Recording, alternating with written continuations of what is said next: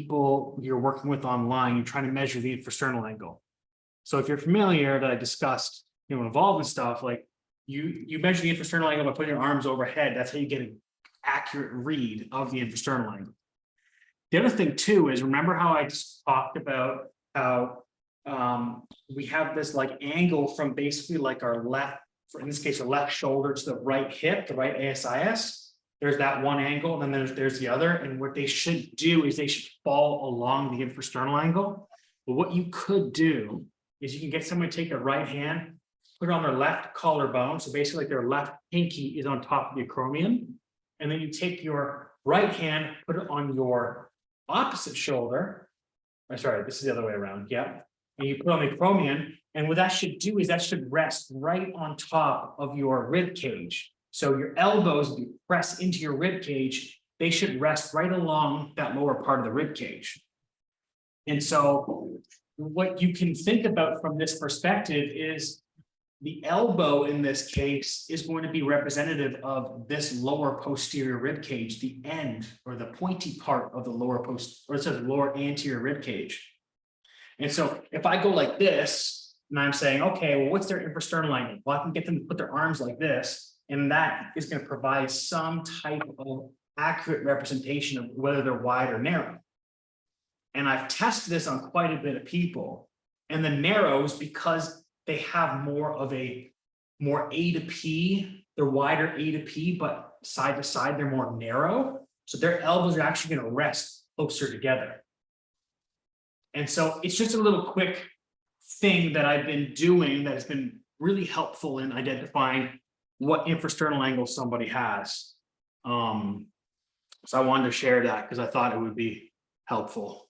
Because it's kind of tough to, if you're measuring somebody virtually, or maybe you don't put your hands on somebody to measure it, or they don't feel comfortable or something like that. It's just a great way to kind of get like a quick reading, right? But also, like I said, if we can see that the analogous structure of the elbow can be influencing that lower rib cage, that's also huge when we're talking about side planks, or we're talking about rock back position, right?